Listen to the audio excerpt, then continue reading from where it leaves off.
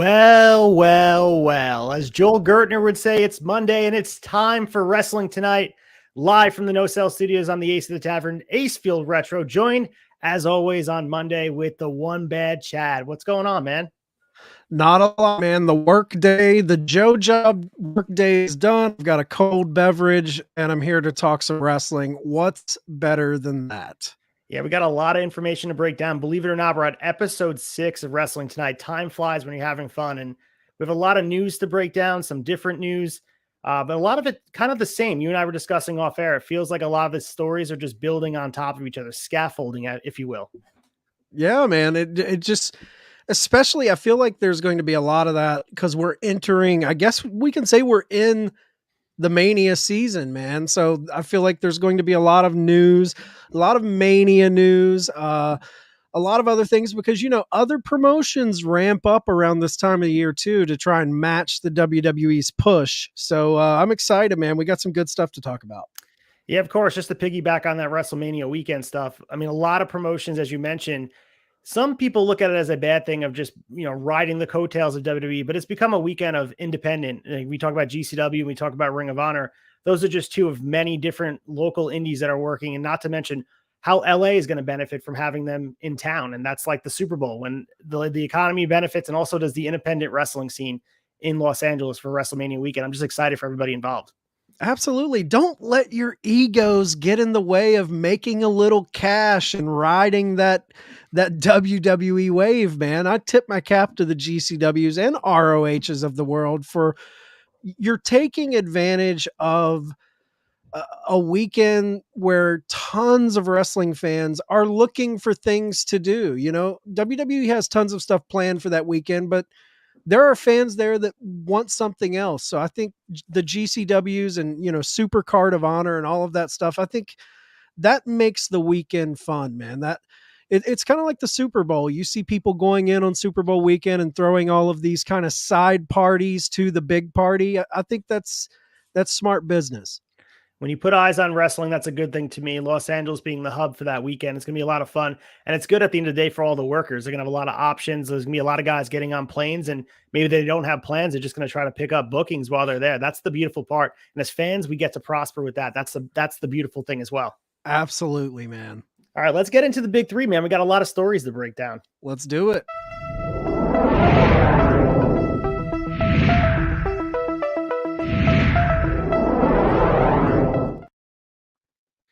Story number one, and how can we not start with this? It's Roman Reigns versus Sami Zayn, set for WWE Elimination Chamber in Montreal, the hometown of Sami Zayn. And this has been a long time coming. Everybody's had this circled as the feud they wanted. Maybe it's the pit stop they didn't want. Everyone had their conversations of whether this should be the WrestleMania main event or not.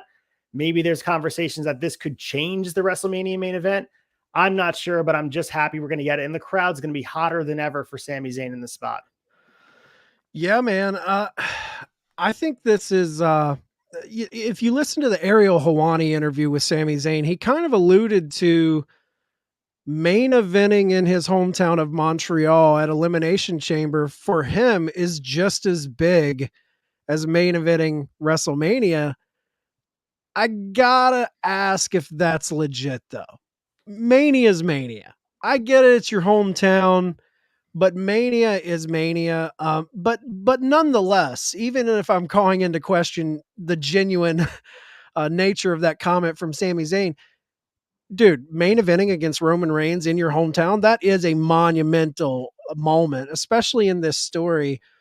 It is weird to me, though, that I wonder what comes after that, because even though it's his hometown, Elimination Chamber doesn't feel like this is the culmination of that story as big as it's been. Yeah, I completely agree with you. And I know when we look at it on the calendar, this is literally by definition a pit stop on the road to WrestleMania. But it has me thinking of other instances where the WrestleMania main event has changed. And there's been a few in recent memory, most recently in my brain. I know it's not recent, but 2004 No Way Out, where you go in with an expectation that Brock Lesnar is defending his championship against Eddie Guerrero at No Way Out.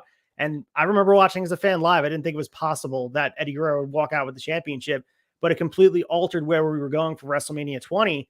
And we could be in a situation like that. Is it likely that we're going to have Sami Zayn walking out as champion? No, but I think it's like you can't mark it out a possibility, because as we're talking about all along, reading the tea leaves and following momentum, maybe they realize the title doesn't need to be on Roman for this other thing. I don't know, but maybe they go in a different direction, have Sami Zayn win, or split the titles up and have Cody go for the WWE Championship and Sami gets the Universal here. They didn't make that clear. I'm sure we're going to get more answers on SmackDown, but it seems like both championships are going to be on the line. So it's kind of, you're booking yourself in a corner to make this feel like it makes sense as a finale of this feud. Yeah, I feel like there has to be some sort of shenanigans in this match at the end to kind of circumvent the issue of it being too predictable. You know, we all know, I just can't see them pulling the trigger on Sami winning here. Now, if what you're saying, they split the titles, maybe, but even some of that takes a little bit of the allure for me. Like, Roman has went this long without taking a pin. He's got both titles.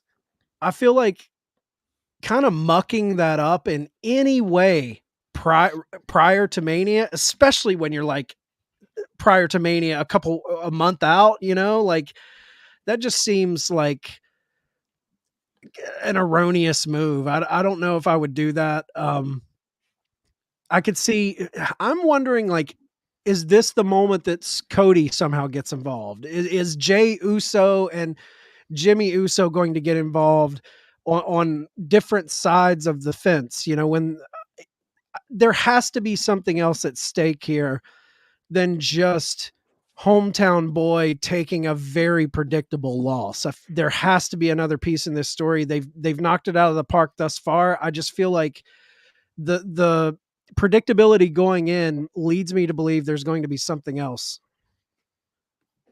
Yeah, so if you think about where they could go, I think everyone's expectation is to have Kevin Owens and Sami Zayn versus the Usos for the tag titles. And you look at it this way, maybe Jay comes back and everybody thinks he's going to side with Sami and he turns on him, and that's how you set up the match. Will that be a proper finale? Who knows? But I think right now the ship has sort of sailed. Once you make the decision to have Cody win the Rumble and Sami go in a different direction, I guess that's going to be their finale. And Kevin Owens and Sami will probably get their moment holding those tag belts. And I think that's probably maybe second best to what could have happened. But I don't know. We'll see where it goes. But let's talk about how we got here in the first place. SmackDown was pretty interesting with what they went. I think everyone was really excited about seeing SmackDown. This was the first time I've watched a post pay-per-view show in a long time. Sorry, premium live event, where I was looking forward to see what happened. And of course, they made you wait until almost the middle to the end of the show, where Reigns was attempting to get in contact with Jey Uso. The acting in this was superb, and Solo Sikoa and Jimmy Uso, everything involved, and Paul Heyman's facial expressions. This was another notch in their belt of just epic storytelling. This was great, and had me wondering what would happen. You and I are talking here. We don't know the direction they're going. It's because these guys are doing such a good job of masking the predictability factor. Yeah, I loved all of the backstage stuff with Roman searching for Jay, wanting to get Jay, telling Jimmy to go find his brother, all of that stuff. Like you said, all of the guys knock it out of the park. I know on the flagship, when me and Sneed talk about JAS, we always say, watch Daddy Magic's facial expressions in the background, because it's worth the segment just to watch him, even when he's not talking. The same goes for the Bloodline. You can just watch Paul Heyman's expressions, and these segments are absolute gold. Heyman is doing so much by saying very little, and it's I can't speak highly enough about the way they've handled this story. Yeah, and that's the final piece here, and everyone's been sort of asking for it and wanting something like this. But on YouTube, WWE Playlist put together a 1 hour and change look at the Sami Zayn's complete history with the Bloodline. So you get the beginning with Zayn acknowledging the undisputed WWE Universal Champion Roman Reigns on April 22nd, all the way through with Zayn turning on him at the Rumble. So everything in between in chronological order in an hour.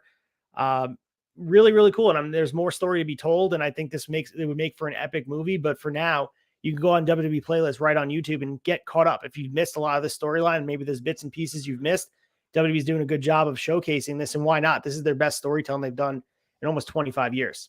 Yeah, I love that they did that on their YouTube. That's one one little thing I wish they would add to Peacock. I wish they would have added it to the network, is feud storylines where you could click on a storyline and watch every little segment, backstage segments, promos, matches, anything that led to that.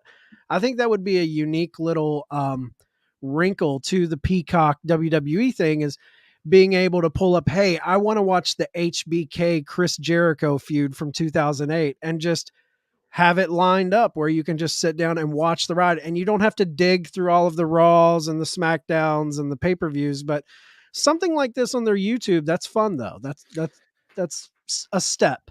Yeah, 100%. And I guess if we're leaning with predictions here, you kind of, showed your hand a little bit, but any chance Sami Zayn walks out of Montreal with the Universal Championship or the undisputed Universal Championship? I don't believe there's a way you can do it. I mean, the only thing I could see coming out of this, if there's any type of like world title implication for Sammy, would be, and I hope they don't do this, somehow he works his way into this Cody match and it becomes a triple threat. I just can't see him walking in as champion. I can't see taking any steam off of Reigns in any type of way. I just think that would be a misstep to me. I honestly don't even think, you had mentioned, if Jay comes out and turns back to the bloodline, I don't want to see that, man. That's like how they handled Luchasaurus with the Christian Jungle Boy angle. I don't want this flip-flopping. I would much rather see them go the Owen Hart, Bret Hart route and have Jay versus Jimmy at WrestleMania. Yeah, and then I guess that leaves the question of what we do with Kevin Owens, but I guess they'll figure that out. But I'm still sticking with my prediction here. I think Roman wins, but it's because Sammy probably gets a Halula kick, hits a Blue Thunder Bomb, has the 3, a visual pin, and then Jey Uso comes out maybe to revive the ref and then attacks Sammy or something like that. So I don't like it either because, again, but it's almost like what could be a good finale of this aside from the coronation in LA of Sami Zayn winning the championship. That to me would be the finale justified for the amazing storytelling, but seems like we're not getting that. And I think the next step would be have Kevin Owens and Sami Zayn taking on Jay and Jimmy for the tag titles. And I don't know. I mean, that'd be a moment in its that own, makes the own most sense. That's what I think everyone thought we were going to get to. But when they did the thing with Jay at the Rumble where he walked away, to me, it's like you can't come back from that. And there's so much story to be told with Jay at this point. Like Jay, people forget, if you, again, go watch the WWE playlist, Jay is the beginning of this. He was beaten down by Roman the whole time, and he was humbled and broken by Roman as not even just a bully, an absolute monstrous, evil person that Roman was in this story. So it would make sense for Jay to side with Sammy and then help take down the bloodline from within. But do they have the courage to do that? I don't think so. I hope they do, because I think not only does it muddy it up by making Jay flip back to the bloodline again, I think it makes Roman look weak that he would take this guy back. Like you're supposed to be the rule with an iron fist tribal chief. That's weakness. You saw him show weakness. He doesn't deserve a seat at the table. You know what I mean? Like I think that would be a misstep in this story, that they haven't made a misstep yet. So it would be shocking to me for them to do that this close to WrestleMania. Yeah, if you follow, watching Game of Thrones, you think about some of the leaders in Game of Thrones, like kings that are leading with an iron fist. Roman Reigns is cut from that same cloth. So I agree. You probably should punish him publicly for what he did. And that would make more sense rather than just welcoming him back. But family's family, and that's what the bloodline's about. So we'll see where this goes. I mean, Sami Zayn getting that moment in Montreal for that entrance alone is going to be worth it. And the heat that Roman's going to get is going to be immense in front of that crowd. And this will be the hottest Montreal crowd since, Bret Hart, and Shawn Michaels, that kind of stuff. I think that's truly it's not hyperbole. Sami Zayn is going to get his true homecoming here in a huge spot. Who would have thought, returning to Montreal in a main event slot? I mean, that can't be dismissed, Elimination Chamber or not. Yeah, and I mean, maybe that is big enough for him. If you think of what Sammy did, Sammy's always been great. He's a great performer, but to see him main eventing in Montreal against Roman Reigns versus, the conspiracy theory stuff he was doing, it's night and day, man. This guy has been pushed into a big, big position. So I think Montreal is going to be behind him. I think the crowd, that's probably going to be one of the hottest WWE crowds we've seen in a long, long time. Yeah, and I mean they were hot for him in San Antonio. I can't imagine what his hometown's going to be like with him with the biggest prize on the line. And Yeah. I know, I mean, percentage wise, you want to put like hedging bets and figuring out what the line would be. Obviously, Sammy would come in at a vast underdog, but there's still that glimmer of hope. It's pro wrestling; anything could happen. And maybe they decide to go a certain route and have Sammy win the championship. And I don't know, like is that big enough? Like, I guess they have to look at it this way: do they want Cody being a made man with this win over Roman? Or do they want to create Sammy as Cody already made? That's a decision for people that get paid a lot more money than I do to make that decision because it's a hard one to make. It's an extremely hard one to make. And it are they willing to pivot? You know what I mean? Like I truly believe Cody has been there. The plan has been Cody. And I think in his absence with the injury, Sammy's really caught fire. Are they willing to pivot to that? I don't think they are. I think it's going to be business as usual. I think they stick to the Cody game plan. I just don't know where Sammy falls in all of that. Yeah, and I'm thinking about it too. I know Sammy probably and everyone would enjoy a Sammy title reign, but I think the only time you can pencil it in would be beating someone like Roman because that's the only time it makes sense. I guess you could easily have at WrestleMania if you really want to go down the road, have Cody win. He decides to separate the titles. That's how you get them apart, and then have Sammy maybe get a moment at SummerSlam. But I feel like beating Roman is the decision to make right now. But I don't think they're going to do it because they decided on Cody. And there's no right or wrong answer, just dependent on I guess how you feel, and if you think making Sammy is worth neglecting Cody because Cody's already made. That's also again, it's kind of higher level thinking about where you want to go for the future. Yeah, and we don't know what they have in store. I forget which show I said it on, but you know, I think you go with the hot hand. You know, we were all pulling for Sammy to win the Rumble or at least be in the Rumble, but there is that aspect of we don't know if they take Cody out of that spot and say put Sammy in a spot, have him win at the Chamber, have him go to Mania against Roman. If you put him in that spot, you don't know how that trickles down to all of their other plans. That could shift. What's that do to Cody? You know, who does Cody have then? And say he drops down into Seth Rollins, then what's that do to Logan Paul? It's like this kind of the butterfly effect. It affects everything by making a decision at the top of the card that would be so drastic if you had your plans on Cody Rhodes the entire time. It's very close to Mania to start making these monumental right turns when you were full speed ahead, you know? Yeah, I mean, just to kind of put a little bow on that as well. I mean, to do a cheap plug for Shot Nostalgia, we were just talking about that in episode 1 of season 3 with WWF 1998. And it's funny to go back and read the newsletter because when Mike Tyson comes in, what Dave Meltzer has penciled on, and a lot of people were saying the money is to be made with Ken Shamrock versus Mike Tyson. You got UFC versus a boxer. And he actually said Ken Shamrock could potentially be a made man, household wrestling superstar. And I know for us to look back at that now, it seems comical because it's Ken Shamrock versus Stone Cold Steve Austin. But I guess that's also the effect. Would Stone Cold still be the same character if you didn't give him that coronation WrestleMania 14, or if you waited until WrestleMania 15 would the moment have passed? Right. So that's like for next year for Sami Zayn, of course, maybe WrestleMania 40 they decide to go with it, but the momentum's gone. It won't have the same effect. Same thing with Daniel Bryan back at WrestleMania 30. If you decided to wait for WrestleMania 31, does it have the same appeal in Santa Clara that it had in New Orleans? I don't think it does. No. All right, let's get into the next story over here because we got a couple stories to get through. Yeah, story number 2. There's some unfortunate news here. A loss in the wrestling community. Lanny Poffo unfortunately passed away on February 2nd. This was announced by Jim Duggan, a longtime personal friend of the Poffo family.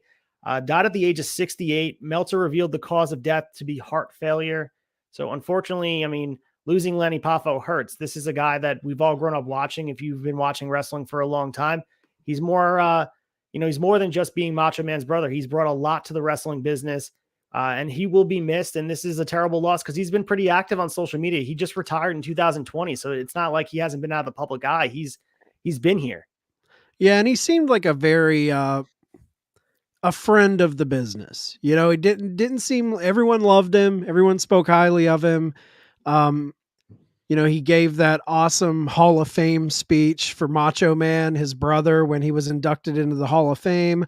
The guy, the Poffos, that's old school territory wrestling. That's a wrestling family. His career began in the 70s in the territory scenes. He worked with NWA, Mid-Atlantic, Continental. He worked for his dad's, Angelo Poffo's promotion, International Championship Wrestling. I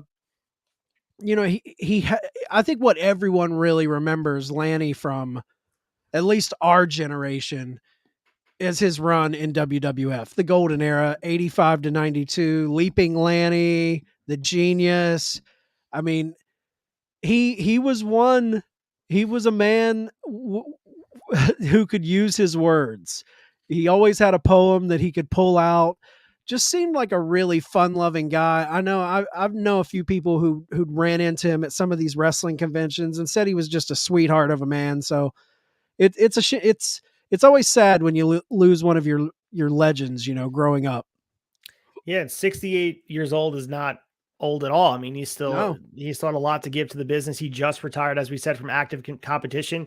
Just because he wasn't in WWF doesn't mean he wasn't giving back. He just wrestled in Survival Championship Wrestling in Rensselaer, New York, back in 2020. So he's been pretty active. And like I said, he's been active on social media, advocating for positive change in wrestling and keeping a lot of the memories of his brother alive as well. So he's been, accessible by fans as well. So he's been able, you mentioned the conventions, but also people can message him. He was always responding to people on Instagram, very active out there as well, and didn't have to be. So that was something I noticed from him as well. We saw an outpouring of love across many different, access points. We have the Ian Riccoboni quote here, and he said, I think we have a clip from Frankie Kazarian, but I wanted to just mention this Ian quote because it was nice to hear from someone who, from the outside looking in, he did work with him for a bit, but he's a guy who's, a little bit after Lanny's time, but it just shows the impact he had. He said, sad to hear of Lanny Poffo's passing. Lanny was a joy to have in the ROH locker room and at the broadcast table in 2019. He was amazed by the athleticism and charisma of today's athletes, and he was complimentary of today's product. It also spoke to the fact that Lanny Poffo was open to change and understanding the progressiveness that needed to happen in wrestling. Yeah, because let's be honest, a lot of guys from his generation kind of make their money today tearing down the product of today. So when you get those legends of that time that get the evolution of this thing we all love, pro wrestling, I respect that because that shows me a forward-thinking individual instead of just kind of getting stuck in your ways as we did it the right way. This new generation isn't, they're messing it up for everyone. They're killing the business, so to speak. I love that about Lanny, man, that he did love the product today. He was inspired by it, and he was very enthusiastic about it. Yeah, and just the stretch of wrestling he has seen and been a part of too. Like I mentioned, Ian Riccoboni's a little bit after his time, but just the fact that he had an influence in the ROH locker room for the short period of time he did in 2019, it just shows how many careers and how many people he touched throughout his, and not even to mention the fans. We talked about that. Every time someone passes, we hear the stories that come out. Unfortunately, it takes them passing to hear these stories, but conventions and interactions in the airport and all these different things that fans bring to the table and bring the memories out for them. So yeah, I mean, some of the stories, we haven't even heard all of them yet. So, I mean, we have this Frankie Kazarian clip, which I thought was awesome if you want to just show it. Yep. Just got the very, very unfortunate news that Lanny Poffo had passed away. And this one hits me a little different because Lanny Poffo was the first wrestler I ever met. When I was a young boy, probably like 9 or 10. I've told this story, and I told it to him, and we shared a laugh and a little bit of tears over it because he was really moved that I remembered it. And yeah, I saw him at the LA Sports Arena. I got to the building late. He was there, and me and my buddy ran up to him, and we were just tugging on his jacket because, wow, this was a wrestler. I'd only seen wrestlers on TV. They were real people, and he couldn't have been kinder. And as I got to know him and became pals with him later in my career, he remained that same gentleman. Always looked forward to seeing Lanny. Just a wonderful, wonderful man, and I'm very, very upset and sad that he has passed away. And So to his family and his friends, my condolences. Another tough one, man. We're all this big wrestling fraternity brotherhood. You know, we just lost Jay and now we lost Lanny. So yeah. Yeah, I love hearing stories like that, though, because it shows you how he affected the next generation. You know, we had Ian talking about how he looked at the next generation, but now you have that next generation talking about his impact on them. I thought that was pretty cool from Kazarian. Yeah, I think it was so well said because that's the effect we don't even think of. We talk about their contributions just in the ring and also among the current wrestlers, but a lot of these guys too, you see some of the photos they post with some of their favorites from back in the day. You can even go with, I know it's part of kayfabe, but when MJF met Punk in that picture, and who knows what effect that all of this has on people in the future of the business. And if that interaction went a different way, maybe Kazarian doesn't decide to wrestle, you know, like that's again, like it changes the course of history. We have different first ever tag team champs in AEW. Like, and that's just like a weird follow the rope and follow it where it goes. But I don't know. I mean, just preaching positivity, of course, all different platforms. Like whenever you hear the stories about Jay Briscoe bringing back to him, everyone had these positive, small anecdotal instances where, you know, just a small act of kindness goes a really long way and can change someone's life. Truly did. Cause like Frankie Kazarian remembers that moment. And that was the moment he probably decided he wanted to be a pro wrestler because of how accessible Lanny Poffo was. And they became friends later in life. Yeah. Yeah. And how many wrestlers got their career, passion, drive to do this thing all from an encounter like that? Yeah. You know, like how many wrestlers do we know that have given interviews where they talk about, oh, when I met this guy, it really inspired me. You know, that is the kind of the beautiful thing of not only wrestling, but any passion you pursue. It's you pass it down. You know, you see someone showing interest in your craft, you inspire that person, and then hopefully one day they pay it forward to the next person. I love that. And, you know, we talked about Kazarian and Rick Abani commenting. He also had some of his peers come out, you know, Dutch Mantel, who's one of those critical guys of today's product. But Dutch Mantel said, I've known Lanny, Randy, and Angelo from my first year in the business. Great guys, great family. Rest in peace, genius. And you even had the Iron Sheik come out and give his words. He said, Lanny Poffo, my brother, I love you forever. Give Nikolai, Randy, and Elizabeth a hug for me. That one hit me hard, man, because you know all of those guys, we see them in the ring, but when I see a comment like that, and you know it hits the Sheik, I'm thinking of those hotel hangs. I'm thinking of those car rides in between shows where the brotherhood really forms, and it's something special about that. You know, when you see those little RIPs coming from their contemporaries, it makes my mind go down roads of, man, I wonder what they experienced together. What were those days like? Yeah, and I know we're so in it, but it feels like wrestling has more loss than really any fandom. I mean, I feel, and it just is like the nature of what they do. But I mean, throughout my fandom, there's so many guys go down the list of people we've lost too soon, and just in general, like it just feels. Again, maybe you could say the same thing about the NFL or whatever, but for me, it was so involved in wrestling. We've lost all these guys too soon, and luckily, as we talked about with Jay, their work of body and body of work, it continues to live on through, you know, what they shown. I mean, Lenny Poffo's whole existence as far as professional goes will live on screen forever. People are gonna, those memories at WrestleManias and SummerSlams and across different promotions will live forever. Shoot interviews, like he's gone, but he's not gone. His voice still lives on. And it just goes to show you, you know, you're talking about, it seems like we lose so many more in wrestling. You know, they lose people in the other sports, but the difference is in other sports, football, basketball, the public outcry really only happens to those big stars. But in because, you know, the kind of the positional key players that they come and go, and there isn't a ton of fanfare. We don't get to know them. They're trapped behind these uniforms. They're not with pro wrestling. if you're a memorable character, you stick with us. You know, not to say any ill will of Lanny Poffo, but Lanny Poffo isn't Ric Flair, Hulk Hogan, Macho Man. But fans love and appreciate him because he was memorable to us. We remember how he made us feel. And that's the beauty of pro wrestling, is from the top of the card to the bottom of the card. If you have a good character, you're going to connect to fans. And I think that's a testament to Lanny, is the genius. We remember the genius, man. He made an impact.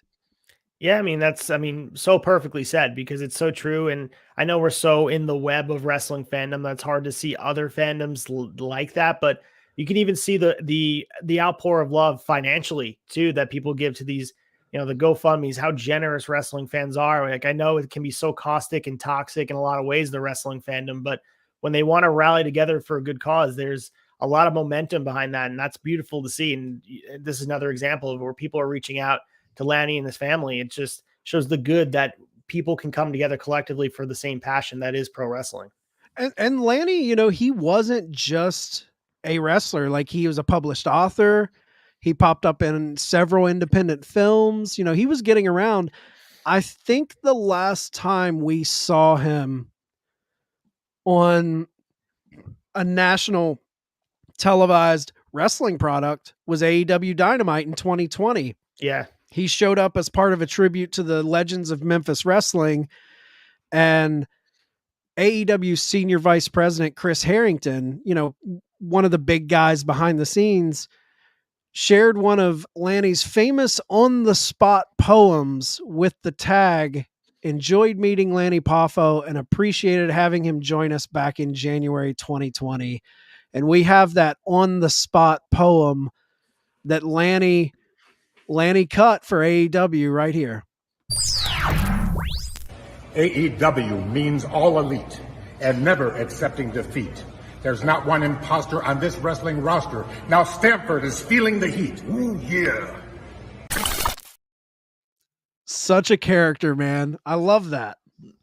So good, man. And RIP to Lanny Poffo. Our thoughts and prayers out to his family, and gone too soon, but again, living on. Go watch, my favorite Lanny Poffo Genius Moments, WrestleMania 6. So go check him out there. Yeah, there you go. Perfect way to honor him. Go check it out. You want to get into big story number 3? Let's get it. Let's do it. We got Kota Ibushi as a free agent. So this has been a long time coming. If you guys been following some of the drama happening with New Japan Pro Wrestling, there's been a lot going on behind the scenes, whether it was with Kota's mom or New Japan officials. It just seemed like this was eventually going to happen. And unfortunately, the two sides couldn't come to an agreement to keep him there, because he has a lot of legacy in New Japan Pro Wrestling. But selfishly, I love to see him potentially working in all these platforms that is accessible to me here in the United States, able to see him live. And that was a chance that, some people got to see him live at All Out, but there hasn't been many opportunities to see Kota live.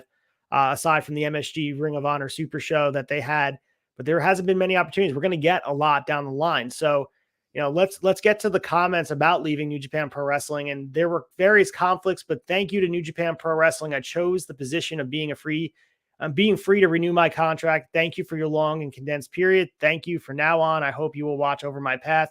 I don't know what will happen. So Kota Ibushi making it clear, like, he has intentions to be. We've heard he wants to open a school, give back some of the education to the younger wrestlers, but also wants to sort of go around and have the freedom he's never had to really do. And that's exciting, because there's a lot of different options and potential matchups we're going to be seeing. Some are announced already that Kota is going to be able to work with these guys he's never had the opportunity to work with. Yeah, anytime a guy of this stature in the pro wrestling business chooses to not immediately sign with another large promotion and kind of go out there and travel and play the field, that's exciting. It rarely happens. Usually big name wrestlers, they kind of hide away and they make that big debut in the next big company. But when you go the Matt Cardona path, the old Territory Day path, it's fun for us because you don't know. He could pop up in Impact. He could pop up. We know where he's about to pop up. But, he could pop up anywhere for some one-offs. Like anything's on the table. Like it wouldn't shock me if he popped up in NXT. I mean, he did the Cruiserweight Classic just for, like a Jushin Thunder Liger type of thing. He comes in, wrestles a match with somebody. You don't know where he could go, which makes it very, very exciting for fans. Yeah, and then so let's get into the match that was announced. I mean, Kota Ibushi has 2 dates with GCW over Mania weekends. For the first one on 3:30, which will be Josh Barnett, Bloodsport. He'll be facing Speedball Mike Bailey, which is going to be an absolute epic match. Talk about dream matches. 2 guys that locking up is a dream to watch for pro wrestling fans of all kinds. Speedball Mike Bailey, whose stock is just rising. He just won the Bola tournament this year. Obviously, everyone that is in the know knows how great he is, but this is just another opportunity for him to show that. And on a GCW platform on WrestleMania weekend, it's sort of like the biggest independent platform aside from Ring of Honor, if you even consider them an independent platform at this point. This is the biggest stage you can add, and what a showcase for everybody involved. Kota, for Speedball, and also for GCW. So exciting. And it's a perfect time for him to do that. I think GCW kind of hit the lottery with this one, because it's not just Will Ospreay in Rhode Island at a random GCW event. This is the collective. This is their big Joey Janela spring break weekend, Mania weekend. And to have that in your back pocket of, we've got Kota Ibushi fresh off of New Japan. Hats off to Brett Lauderdale, man. What a pull, dude. What a pull by Brett Lauderdale. Yeah, so he'll be working the Joey Janela Spring Break show as well. I do not believe we have an opponent quite yet, but that will be announced shortly. But both shows are just going to be sold out. I heard that he's taking on Janela. Oh, is that true? I had heard that. I don't know if it's confirmed, but several articles I've read were pointing at Janela himself. I mean, it's Joey Janela Spring Break, so I mean, if I'm Janela, if I'm booking that, yeah, of course, I think it would make no sense. But yeah, that'd be a great match too. 100%. And the thing is too, it's so good for, like we mentioned, independent wrestling. They sold out in a few hours for the Bloodsport match because of just the hype. And when they posted that graphic, it was almost surreal. They almost thought it was Tom's Customs. I don't know if you were familiar with him. People thought it was a Tom's Custom job where they have the AEW Dynamite, but man, it's exciting. And I think having that platform, where Kota goes, who knows? But I do think, like you said, I think he's going to wind up in some of these bigger promotions on one-off freelance deals. We know AEW, we know Impact are willing to do those. And the story writes itself in AEW. We know everybody wants to see him with Kenny Omega, whether they're wrestling each other or they're wrestling alongside each other. There's a lot of story to be told with the Elite as well, because there's that drama where does Kenny's loyalty lie? With the Golden Lovers? Is he with the Elite? I don't know if he's going to stay long enough to tell that story, but it's a story that hasn't been told in AEW, and it's a fresh new story for the American audience. Yeah, there's so much meat on the bone in AEW. Like, there's so much they could do there. Obviously tapping into the stories that's already kind of laid out for them, but I know Kota is very close with Takeshita. That anything with that would be interesting. Them teaming up, who knows? I mean, does Callis get involved somehow? I could see Callis becoming involved with both of those dudes. Maybe. I'm just thinking dream matches. I'm thinking Kota Ibushi, Bryan Danielson. I'm thinking throw him in there with Moxley, Hangman. There's so many matches that maybe we've seen in New Japan, but we haven't seen them in AEW, and we haven't seen him in this company doing those things. I think it's kind of written on the wall. It's going to happen. It's just a matter of when. Yeah, and I think the biggest thing with Kota, people need to remember, if you weren't following his whole story, there was a time where it didn't seem like he'd be wrestling again because of injuries, and also this drama with New Japan Pro Wrestling. There was put out there that potentially he wanted to step away from wrestling. So this is almost house money for wrestling fans, and the opportunities out there for him to, I think the biggest thing he wants to get to, and he's made it clear in almost every interview he's done about this, is he wants to be able to open his own school, whether that be in America or Japan. He wants the ability to teach and educate pro wrestling. So anyone that will be willing to give that ability, and that pipeline is accessible to those guys too. So eventually when he has his students, anyone taught by Kota Ibushi, it's like almost tailor-made that you're going to be creating some future stars in wrestling, bar none. Like, those guys are going to be or girls are going to be contributing to whatever promotion they're going to as well. So that's the exciting part, that he's going to get the chance to spread his knowledge because of all the big moments, all the great matches.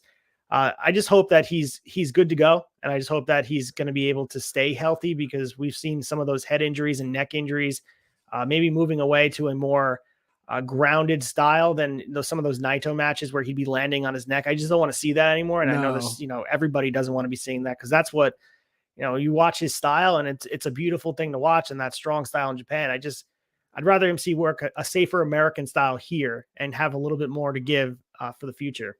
Yeah, and I think that's kind of what drove him out of New Japan, is they were wanting him to wrestle through injuries, and he's like, man, I'm banged up. And he felt pressured to kind of return to wrestling before he felt, ready. I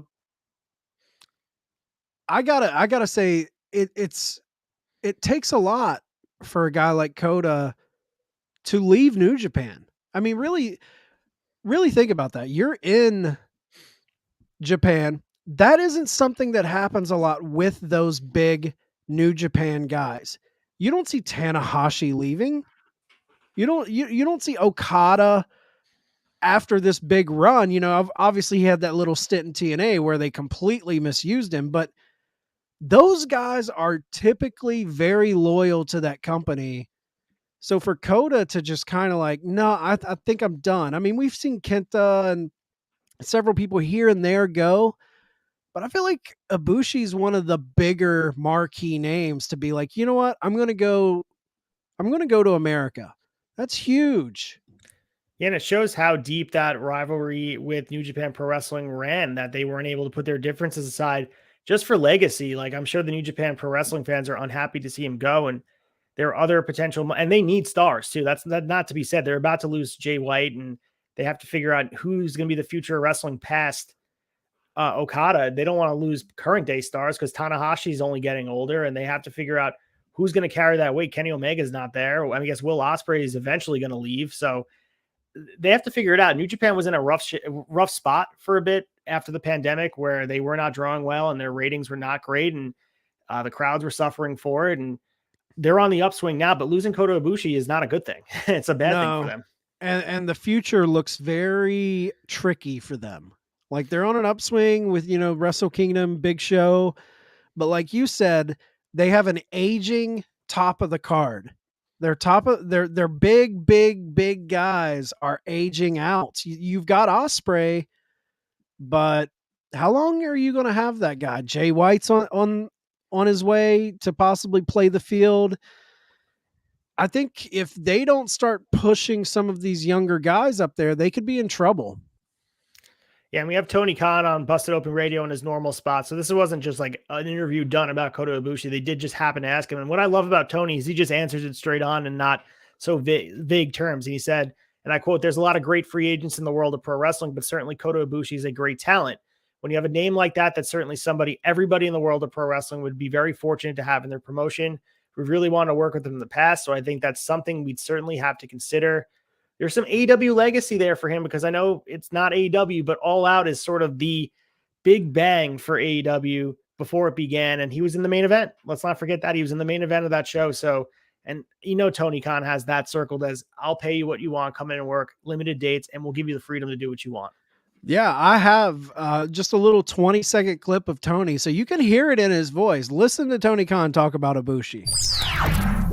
Well, there's a lot of great free agents in the world of pro wrestling, but certainly Kota Ibushi is a great talent. And when you have a name like that, that's certainly somebody everybody in the world of pro wrestling would be very fortunate to have in their promotion. So, we really wanted to work with him in the past. So I think that's something, we'd certainly have to consider. Tony plays his stuff so close to the vest. But I can still, there's like this undercurrent of like fanboy that I can just hear coming out at him. Like, oh yeah, like he's just wanting to be like, oh, we're signing him as soon as we can. 100%. That's the coolest part about what AEW is doing. And we'll talk about it in quick hitters with the changing the landscape of how big promotions do business and their ability to work with other people. It makes it more attractive to have guys come in and work, because when you have the ability to the flexibility, and we see Yvonne Castillon, who's in here and talking about it, about Kota, he said it was more of his booking and him to be allowed to work outside of New Japan, which Gato and Bushido abroad wouldn't allow previously, which is why the relationship fallout. Definitely part of it. There's definitely other things that went on, but that was a big piece as well. You want the freedom and the flexibility to do the Jon Moxley. I mean, Jon Moxley kind of is setting the tone for what wrestlers want as far as negotiation goes. If you're worth it, you can go do the things you want to do. We just saw, Moxley still works indies as one of the biggest names in AEW, big and small, not just GCW. He's working, local indies as well. So like he's out there taking bookings. And if Jon Moxley can do it, other people are like, hey, I want to do that too. Yeah, I know, in our group chat at one point we had differing opinions between several people of bringing in one-off guys. I think at the time we were arguing about Juice Robinson. Dude, that is the beauty. This isn't WWE, man. Like, that's the beauty of AEW is we get to see Timothy Thatcher show up in storyline to try and target Danielson's shoulder.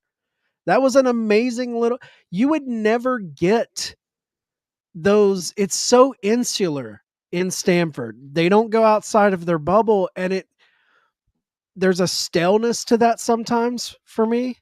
And I love the spontaneity. That's one of the big positives in AEW that I look forward to is these guys just showing up out of the blue like, holy shit, Nick Gage is here. What's he doing here? You don't need to sign Nick Gage to a contract. Just bring him in for a one-off. That's incredible. Yeah, the fluidity is something that is astounding, honestly, because we're so stuck in the, like you mentioned too, what WWE said in the mold of once you're here, you're here. I mean, even MLW abides by that as well. Once you're locked into a contract, that's where you're staying. There's no sort of wiggle room. But I think the mindset is shifting for bookers and owners and promoters alike. They are knowing that the benefit for the wrestling business is to have these open doors where you can free flow. And of course, politics come into play. Who's winning, who's losing? How do you book this come into play? But at least have the conversation. This isn't a new conversation that's been had. WWF and Old Japan have had it. WWF and New Japan have had it. New Japan and WCW have had it. ECW, WWF. It's not a new conversation. It's just a matter of putting egos aside for the betterment of the wrestling business, because rising tide lifts all ships. And if you're willing to do business and help the wrestling business, you're going to benefit as well. Stop being so egocentric and staying on your own island. Everyone can benefit if you're willing to do business. I agree. I mean, obviously WWE is crushing it. They have their philosophy. It's not like it's not being successful for them. They've proven that it's a very successful way to handle their business. It's just not as intriguing as the open door policy of other promotions. Yeah, but I mean, if you're going to measure success is financial, of course, WWE is knocking out of the park. Why would they change the business model? But if you look long-term, again, bringing it back to WWF 1998, where they're doing 4.5 to 5 million viewers on a nightly Monday, where you're watching Raw, where now they do 1.5 million on USA and everyone's super pumped. So I think getting the business to blossom to that way, it takes more than just, all right, you have this guaranteed money on a TV deal and a premium live event, and you bring Brock Lesnar in. I think you really could blow the wrestling business up to the casual fan if you create a different buzz by doing this. And I think there's more money to be made. As much money as WWE is making, I think they could make more and help the wrestling business going forward and make it a healthier, more lively wrestling business than Vince left it. That's the way I look at it. We all love the pro wrestling business, or at least we all say we do. That's the way we should treat it. I'm with you, man. I think long-term it would help them a little, I just think they're stuck in their ways. And I think they have trained their audience over the last 25 years to buy into the way that's the way wrestling is done. And let's be honest, dude, like there's a certain obedience to the WWE fan at this point, because that fan that would speak out, that would hijack shows, that would chant CM Punk, that would chant things that they didn't like, they're watching AEW, they're watching GCW, they're not sticking around for WWE. So those fans that stuck through and through with WWE, not to throw shade at them, but they are WWE lifers that are just going to eat whatever they're thrown in front of them and accept it, because they're there for the circus. They're not there for anything else. Whatever clown you bring out, that's who they want to watch. No, yeah. You've been trained. It's Pavlovian. Oh, it's Monday, 8 p.m. USA. It's a Pavlovian response. I have that response a little bit. I mean, I think everybody around Monday at 8 p.m., you're like, huh, what? I'm getting that itch right now. Matter of fact, it's 10 minutes till 8. I'm like, I should be watching. Oh, no, I shouldn't watch Raw. Dude, in a pre-AEW world, fans would have hijacked for the Sami Zayn situation to be the main event. It's not the case anymore because they just accept, and it's not a bad thing. It's just like that's their preference. Where those fans that probably were sitting idly by while these other fans, these vocal fans, were hijacking shows, were probably frustrated. They just want to go with the flow and watch the show that WWE is putting on, and that's okay. That's why it's great to have options, and that's why we're living in the best universe of wrestling that we've ever had because of AEW and WWE existing concurrently. Thank God there's options. Thank God, man. At least there's quality product to watch if that's not your cup of tea. But real quick to just close on Kota Ibushi, we played Tony Khan's comments on AEW, the possibility of them being interested in Kota. But Kota was asked about AEW, and he said about money, I think it's very much unnecessary. But for me, the things I care about and what's necessary for me are more important. So I don't want to be in a match without meaning. There aren't a lot of matches without meaning, but I think I'll show up in places in the future that truly and fully understand me. A lot of my best friends are in AEW. My younger peers in Japan are also growing up there. Nonetheless, I don't think of going to AEW immediately. I want to have a school in Japan. Once that's been worked out, I think I'll talk with AEW.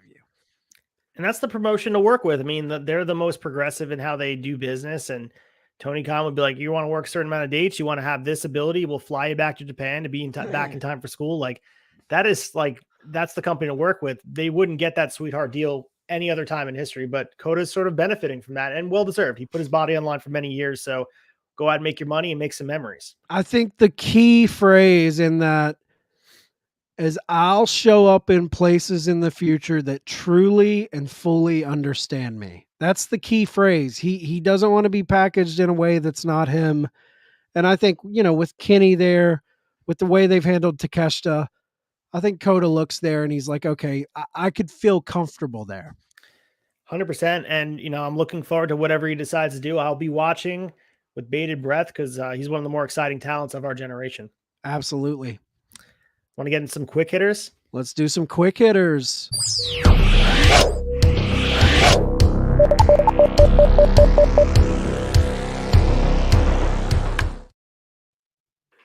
Ooh, we got some drama brewing right here with Seth Rollins. And this is like sort of meta shoot sort of stuff going on to build towards a real match. And so we had Seth Rollins on an interview talking about Logan Paul on his personal Instagram. He acknowledged, obviously, Logan Paul is a freak athlete with great athletic ability, but also says he's not truly respected backstage, nor does he truly care about the wrestling industry.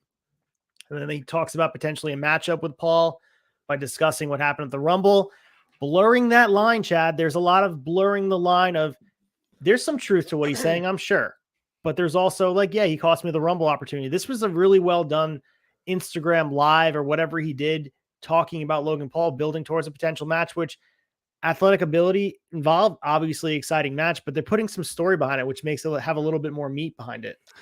Rollins is smart, man. Rollins has a little bit of that old school Carney in him.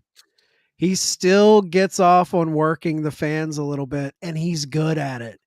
I still don't know if he's totally shooting in that CM Punk thing from last week. Like I always think he's always working, and he gets it because even if he does feel that way, he puts it into a promo, and he knows my feelings for you don't really matter in the grand scheme of this, but it matters because it could put a lot more money in our pockets. I think that's what's going on here. Yeah, I mean, he reiterated the same thing that I was saying in the beginning, but a lot of the quotes spoke to me, and he said, and I quote, "I don't like Logan Paul. I don't really need him in my locker room, in my space. Great. The guy's ultra talented as far as athletic ability is concerned." And then he goes into the kayfabe. He snuck up on me on the Rumble and dumped me. Fine, whatever. I took my eyes off the ball. So this is sort of, again, blurring the line of reality and kayfabe, where you can mix in with the storytelling like an old school wrestler would do, but also gets a little bit of that Miz treatment. He's an outsider. We've heard this story age-old amount of times where you have a guy who's not welcome in the locker room, and that alone tells the story. That Miz built his whole championship run building up to WrestleMania 27 with that. They did that whole interview, You Can Hate Me Now, with Nas, and that whole thing where he wasn't allowed in the locker room. He was forced to dress in the hallway. A lot of that was real, but they built it into story, which, I don't know, it makes for very intriguing storytelling. That's what we love about wrestling, man. That's what we love. And I got to be honest, as a fan, Logan Paul blew me away how good he took to it. But the Logan Pauls, Bad Bunnies, all of these people of the world that come into the business, they got to do a lot, and they have to do a lot for a long time to get me to buy in. Like I'm never high on this type of stuff. It always seems like novelty. It always seems like it pulls me out of it a little bit. I got to be honest. I was never one on the celebrity things. I just never really dug them. Yeah, and then Seth continues. He says, and I quote, "He just wants to be famous. He doesn't care about the industry. He's not a wrestler. It's best for him to just stay in his lane, whatever his lane is. I don't know, buying counterfeit Pokemon cards. If that's your lane, stay in that lane." So, so yeah, there's a lot of real storytelling here, and I'm sure there's people not involved in this story that feel the exact same way about a guy coming in and stealing their spot. At the end of the day, that's someone's spot that could be there, but you can't dispute how talented he is as well. You mentioned before, he really has, he's like a fish in water with pro wrestling. It's like, I've never seen anyone taken into it, like since Kurt Angle, Brock Lesnar, those two guys. Like that's how good he's been to be in such a big spot and rise to the occasion and then keep topping it. I mean, he's made memorable moments in just a short period of time here, more memorable moments than a lot of guys can say they've made. So, I mean, that Roman match was phenomenal. Here, the only difference to me, it's like Kurt Angle comes in, he's an outsider, but he's there every week. He's there every show. Logan pops up for a big show and does an angle, does a couple dates. Dude, you got to put some time in if you're wanting to get the respect from the boys. And I know everyone can say, oh, they're working you guys. There's no heat in the back. Shit like this is said in the press because there is heat in the back and they see the heat and they're like, let's make this into a story. That's where this comes from. And how could there not be heat too? Like if you really think about it, me personally, just working on the independent scene for the short period of time, you watch the grind that these guys do on a weekend basis and also on a weekly basis, going out there and honing their craft, sharpening their tools, as you would say. And they're just, you know, to watch this guy jump the line because first of all, he had a platform to start. And yeah, he's an athletic freak, but he wouldn't have this opportunity if he didn't have the fame already. So you can't help but feel slighted in a lot of ways. So it is intriguing. It's what a heel is in 2023. You're going to get the most natural heel. And the funny part is people are drawn to cheering him because of his athletic ability. But if he was there on a nightly basis, I think people probably would start booing him. But that's that meta heel that I think they have to start creating because he's a heel in the public perception of just his behavior. He mentioned the counterfeit Pokemon thing, but he rubs a lot of people the wrong way. And that's sort of been his calling card at this point. Similar to Conor McGregor, though. Like that's what makes a bad guy sell money. And hats off to Paul Levesque for understanding that if I trot this guy out every week, the crowd's going to hate him. If we trot him out every couple big events, the newness of it isn't worn off. I'm with you. I think if he was there week in, week out, fans would eventually start to hate this guy. Just side note, I love the term trot out. It's like my favorite ever. Anytime it's said by you guys in the flagship, trotting out is the best thing. Cause I just picture him like on a horse leash where he's just being yeah. All right, let's get to the next story here. El Vikingo will work the GCW collective. So man, this guy was top 5 in the PWI Illustrated of Wrestlers of the Year. He sort of was under the radar for a lot of people, but not so much anymore. He's been on the scene in the North American eyes for a little bit now. He's going to be working the Gringo Locos Lucha show on 4/1 in LA, which seems to tell the story of no major AAA show there that weekend. So because if you think about it, why would AAA likely keep Vikingo exclusive to their show if they were having a show? So obviously they're not looking to have a presence WrestleMania weekend. They've been talking about a major show for months, maybe working with Conrad Thompson to make something work for a soccer stadium in LA, potentially where the LA Galaxy play, just never came together. And I think this is sort of the pipeline and the realization that El Vikingo working somewhere else shows that that's not happening. What could have been sucks. We're not going to get the Lucha Flair, but we're going to get it at the Gringo Loco show. Oh yeah, for what we lack in AAA not being present. I mean, Gringo Loco's show last year was one of the highlights of the collective weekend. I love that they're allowing Gringo Loco to kind of flex his booker muscle a little bit. Brett Lauderdale, hats off to you for allowing him to do that. Friend of the show, Gringo Loco, go check our interview out with him. Me and Mike talked to Gringo Loco. Great guy, great mind for the business, and a great eye for talent. And obviously, Vikingo is one of the hottest Mexican athletes right now in the business. So I'm excited for this. Yeah, he'll also be at the Joey Janela Spring Break show where he's going to be wrestling Mike Bailey. So that's another match. Like, dude, between that match and the Kota match, Mike Bailey's going to have a lifetime of a weekend. This is going to be unbelievable. Yeah. Dude is on fire, man. Speedball if you go down his cage match of just matches he's had in the last 2 years, it's insane. Yeah, and it's only going to get better for him. But let's move into someone that turned down a potential match at WrestleMania 39, and that was Stone Cold Steve Austin. And we've talked about it last week with Roman Reigns, potentially a Brock Lesnar match. But it seems like Austin was the one that turned them down. It was offered for a big amount of money, but I think at this point it's not going to happen. But it just shows that there is a distinct interest to bring in some names of the past, which maybe shows an insecurity on WWE's end. But Observer Radio did note that they turned down both options. He had the choice of whether he wanted to work Lesnar or Roman. Turned down both, which to me, you want to talk about long-term plans. If he's going to work Roman at WrestleMania, then what was the plan? Like, what was the plan? What were you doing? It was a one-off. They didn't have a plan.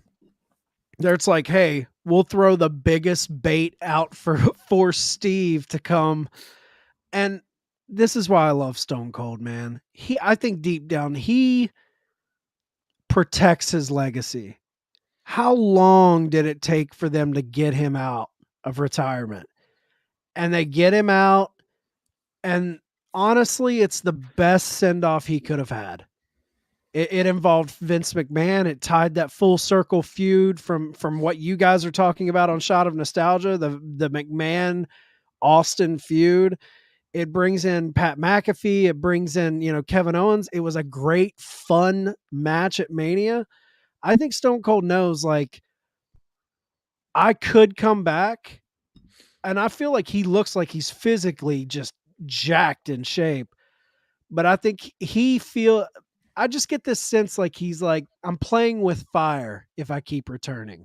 And eventually one won't go over as good as I want it to. And then there will be that black eye on my legacy.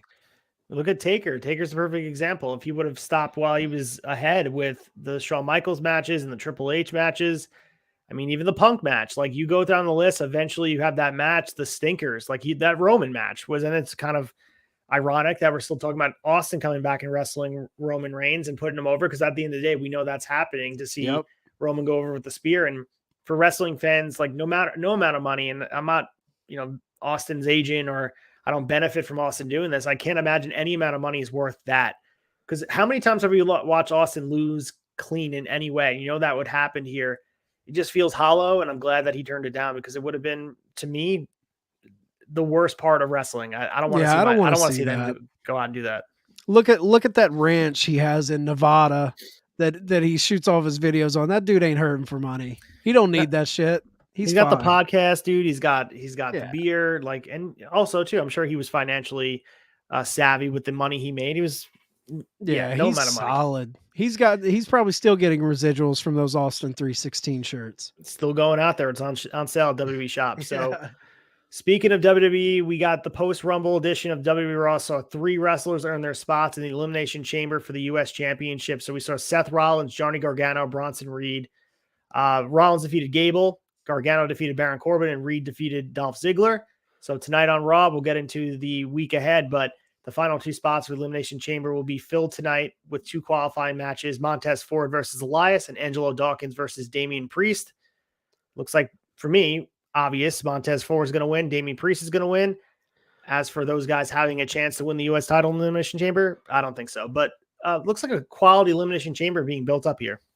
Yeah, good talent all around. A fun mix of styles. It looks exciting. So we'll see how it goes. We also have Dragon Lee announcing his decision to join WWE on December 28th at AAA Noche de Campeones. He was supposed to appear at NXT doing the, if you want to use the trot out verb here, Yeah. be trotted out to wave to the crowd at the shows. Triple H wants to bring that back at the takeover shows. Dragon Lee was supposed to be doing that, but because of a visa issue, he was unable to appear, and that's why he's sort of been stagnant as far as appearing. So yeah, no other word on this, but obviously that's something that needs to be resolved. We saw Kenny Omega run into this issue as well last week. So some issues are going on with the travel. And I was about to say, man, visa issues in wrestling are just like a plague on the business. We think back to Pac. Yeah. Pac couldn't make some of those early AEW shows due to visa issues. So we also have Michael Cole was still surprised by Pat McAfee's return to the WWE Rumble. So we talked about that, and he put more perspective into this, how truly surprised he was. And he says, honest to God truth, I usually know everything going on in our world today because of the position I'm in. This is the first time in probably a decade that I legitimately was surprised at something that happened on the show. I legit didn't know if we would ever see you again in WWE. We talked back in September and you'd be back after football season.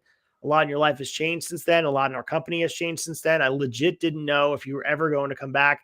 You could totally tell in Michael Cole's voice that he was surprised, and that was the most emotion we've ever heard from. And I think Pat McAfee is so good for Michael Cole, and he's brought the best side of him since Taz, really. I think Taz brought a good side of him, but McAfee and him go really well together.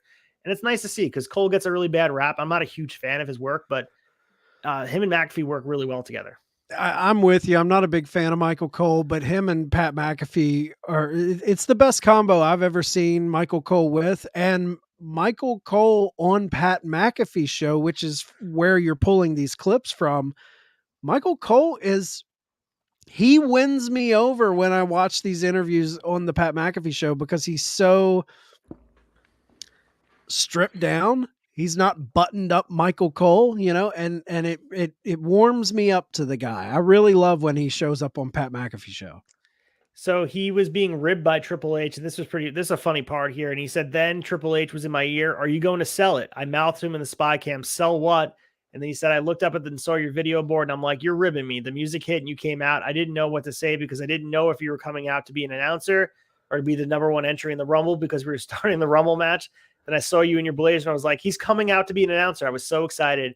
I texted Paul and Kevin Dunn, you fuckers, I can't believe that you guys ribbed me. And they just laughed. So I love stuff like that. Behind the scenes stories like that, man, that's great.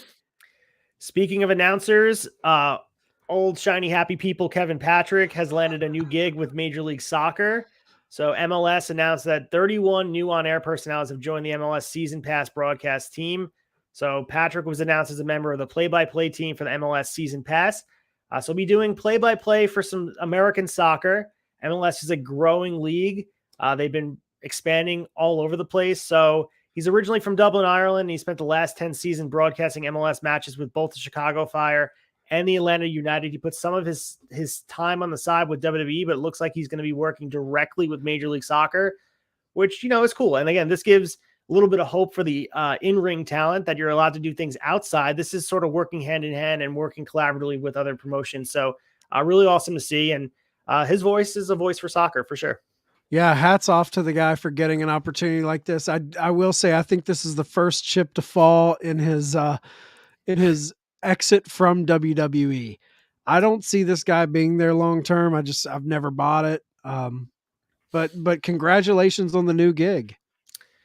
Yeah, and speaking of goals, Matt Cardona sets up his goals for the future, and he spoke on the Muscle Man Malcolm podcast, and he was talking about Chelsea Green, and mostly the biggest thing he talked about was why he copyrighted a trademark for the name Zack Ryder. So let's go with the Zack Ryder thing first, and he said, and I quote, always ready. I'm a businessman. This isn't show friends, it's show business, as the great Scott Hall once said. So yeah, I mean, there's a lot of rumor and innuendo he could be coming back to WWE, and I still truly believe I think he's going to wind up back in WWE.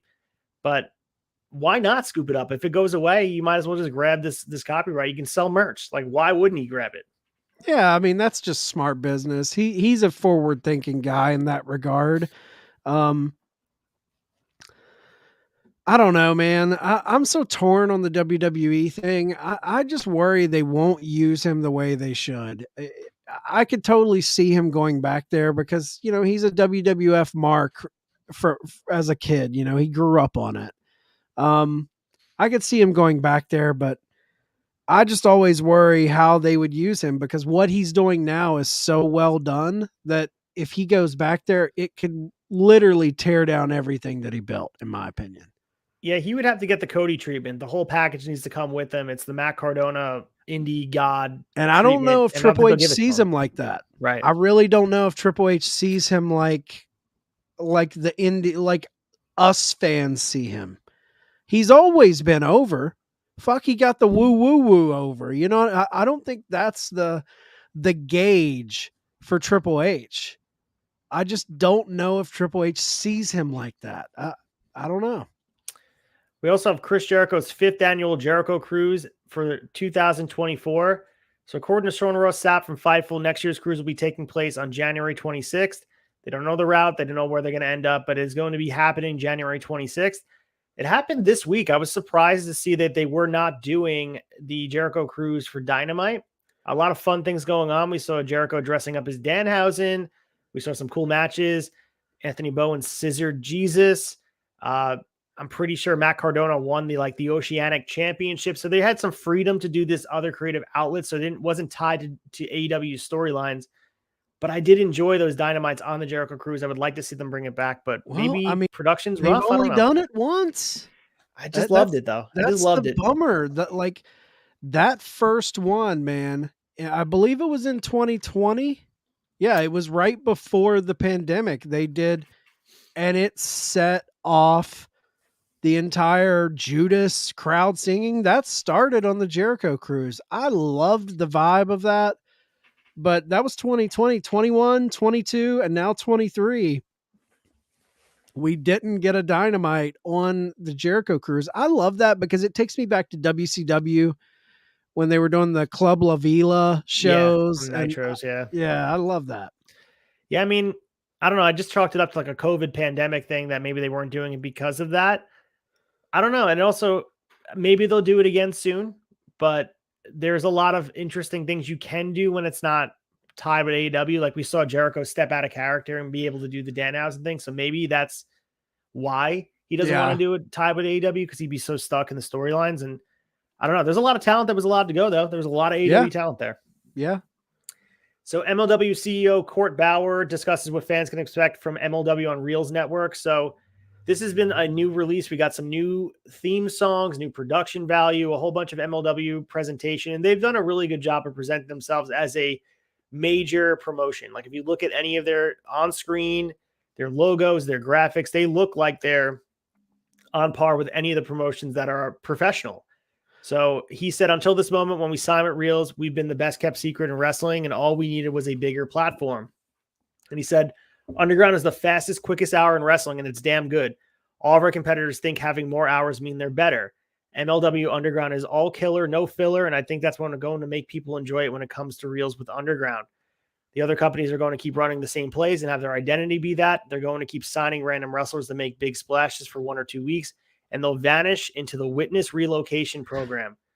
Man, he throws some heat here at seemingly AEW. Yeah, they want to be, throwing some fire their way, and maybe they want to be back into the players of joining Impact and AEW at the top of the card. I don't see it yet, but MLW is doing some good stuff. I just don't see them on par with those guys yet. No, and I love Court Bauer, man. He's a former writer for WWE. He has a good head on his shoulders, and the thing I like about him is he is like fiery about his product. He thinks they're the best kept secret in pro wrestling. I think they do a lot of great stuff. I think they have a lot of great talent. Alex Hammerstone, Richard Holiday, obviously Jacob Fatu, Tom Lawler when he was there. Ty Valkyrie. Yep. They have a ton of great people. I think exposure has just been their issue. Now, Reels, if they go on Reels has more eyes on it than Access TV with Impact. So this could get interesting. Hats off to Court Bauer for going after these companies and throwing some heaters in there. I love that. I love the moxie there. So Impact Wrestling, they have signed 2 talents, first being Dirty Dango, aka Fandango, and also Kenny King, formerly of ROH. So 2 big names here. Dirty Dango was making the indie dates. I saw him locally at VPW near me. So he's going around. He's in great shape. He's a talented dude. So I think he fits right into Impact. Same thing with Kenny King. Yeah. I like the 2 signings. Impact is, I watched the last couple weeks, and it's I think they're hitting on some stuff, man. I wish they were on a big network, but they're doing some good stuff. So former WWE official Jimmy Corderas talks about a Cody Rhodes promo line. So if you listen to Corderas' Reffing Rant podcast, it's some good stuff, but this caught the eye of the attention and people in the podcast world, because of course we dissect everything. And he said the American Nightmare said after WrestleMania, Reigns would no longer be the champion, but he never specified that he would be the one to claim the gold. And he said, I found that very interesting because baby faces, when they guarantee a win, usually that means they do win.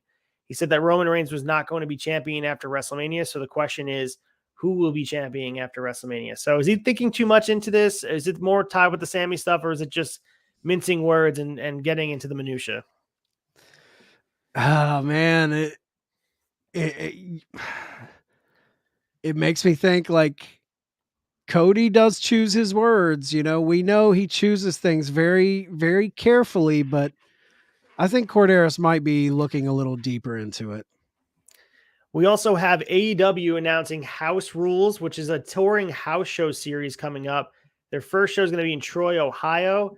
We got Mox, Britt, Darby scheduled. Really, the main focus of this, you and I were discussing this off air. I mean, the main thing is to get some of the younger talent, getting some reps and really honing their craft. So we got an update from Fightful Select about how the AEW roster reacted to this, and everyone seems to be positive. I mean, most of the talent knew something like this had to be coming for a while, with one source indicated that multiple wrestlers have pushed for this. And one talent told us they'd rather get in-ring reps under the AEW banner instead of working outside the company for various reasons. The other, I mean, we talk about ripple effects. Does this limit the amount of availability for some of these guys that we talk about, the ability for Tony Khan to allow these guys to work elsewhere? Is there a possibility that they don't have the opportunity because they are now working dates with AEW? It kind of limits your time. I mean, I guess there is that possibility, but I think, you know, this is the nature of the beast. AEW has to take onus on developing their young guys and not just relying on independents to let them get reps in. I'm all for talent going to independents, because AEW, they're not just letting them wrestle at any old independent. You know, like, they're reputable independent companies that they get to go wrestle for. But at the same time, you know, AEW has to take stock in this. You can't just keep sending your guys out. I think this is a smart move. I don't think it's necessarily a money-making move. I don't think that we're going to see them like turning hand over fist dollars. But, you know, live shows for the most part aren't these like, you know, house shows don't bring in the big cash. It for me, this is all about improving your guys, because I'll be honest, man, them only wrestling once a week, maybe taking a couple indie dates.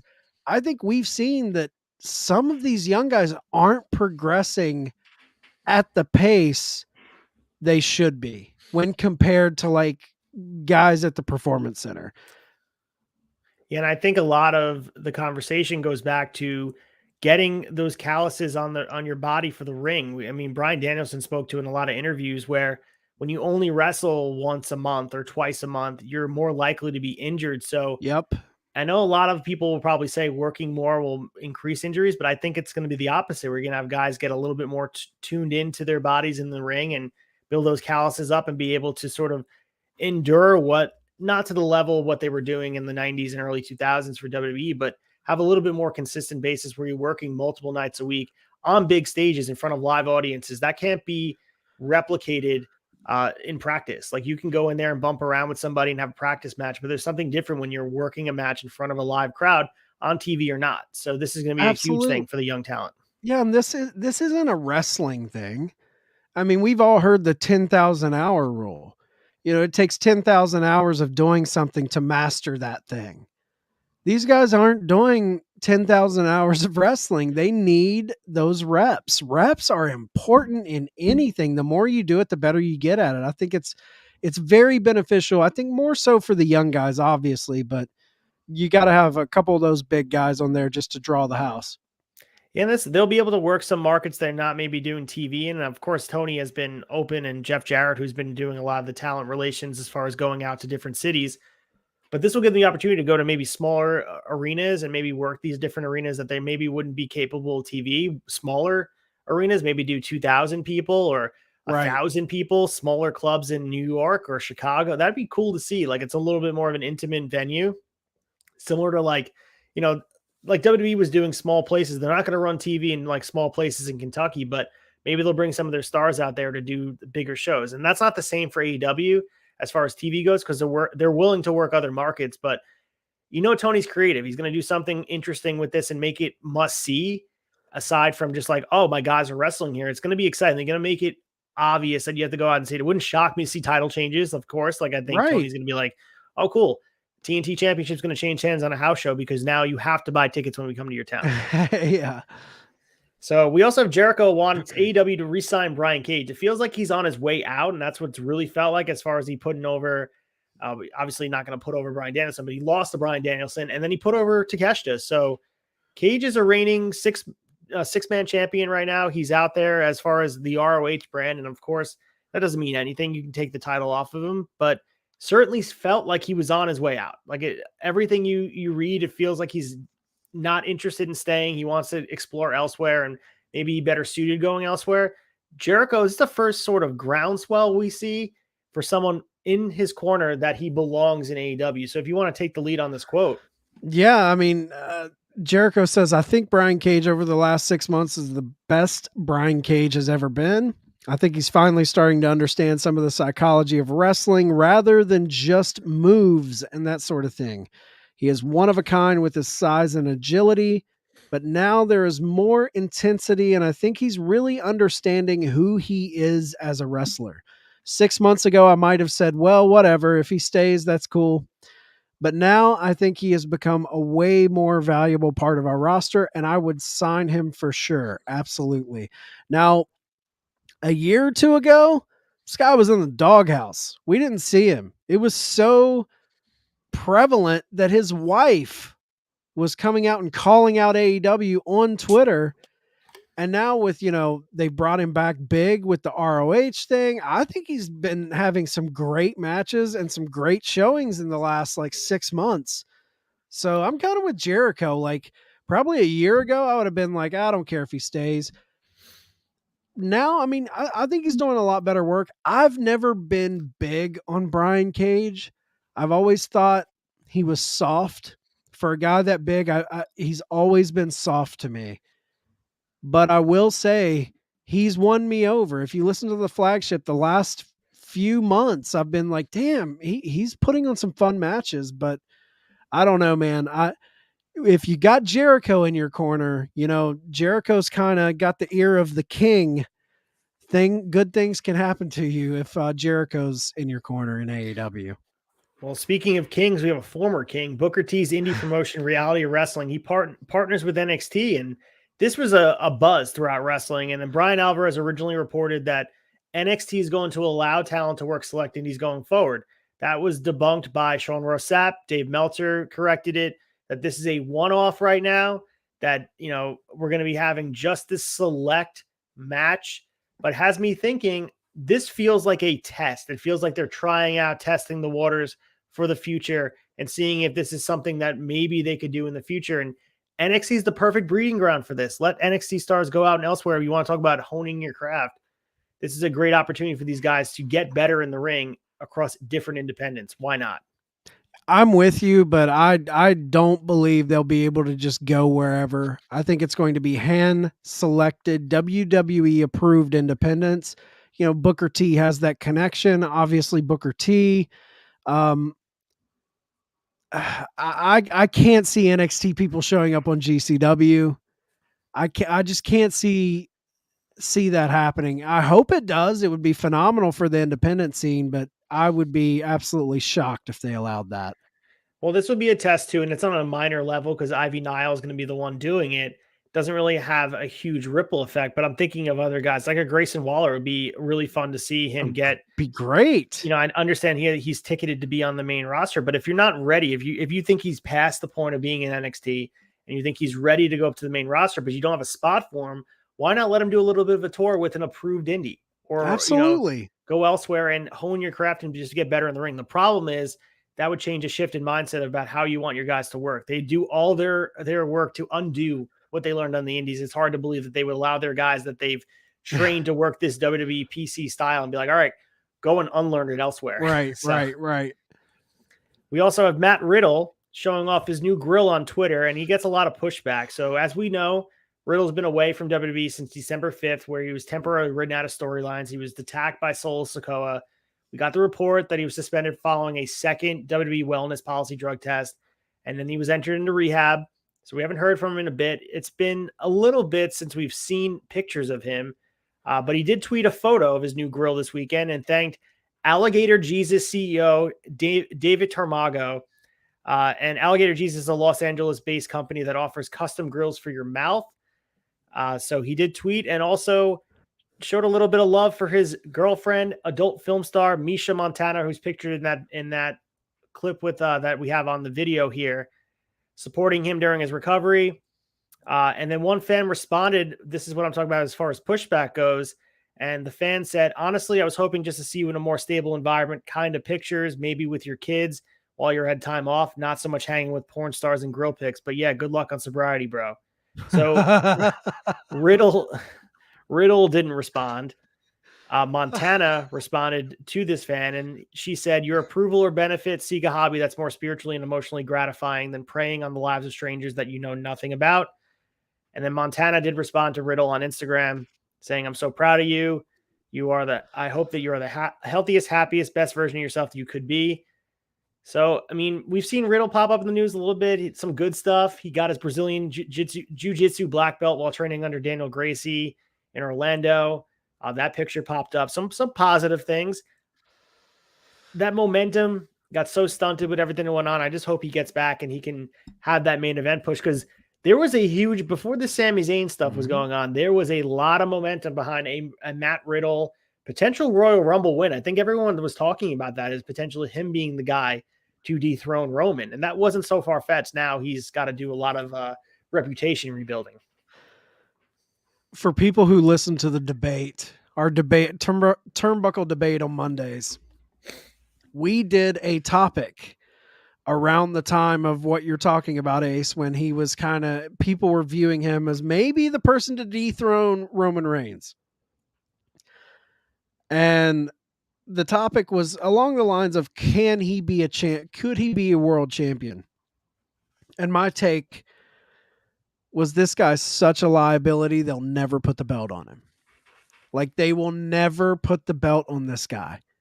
This is what I was talking about. He's a train wreck. Riddle is uber talented.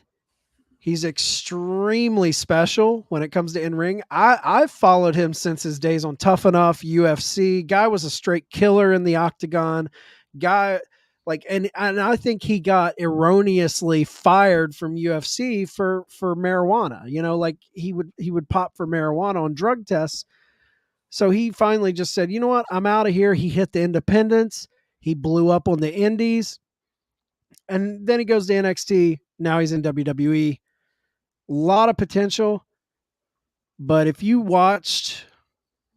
just read the tea leaves, like you say, Ace, and saw how his wife responded on social media to things, saw how he responded to things, all of the drug issues, if you remember, there were Me Too movements that came out against Riddle that kind of got swept under the rug. This guy's a mess, man. He's a mess. I think he's so talented, but look, here you go, man. Come on, dude. Get your house in order, bro.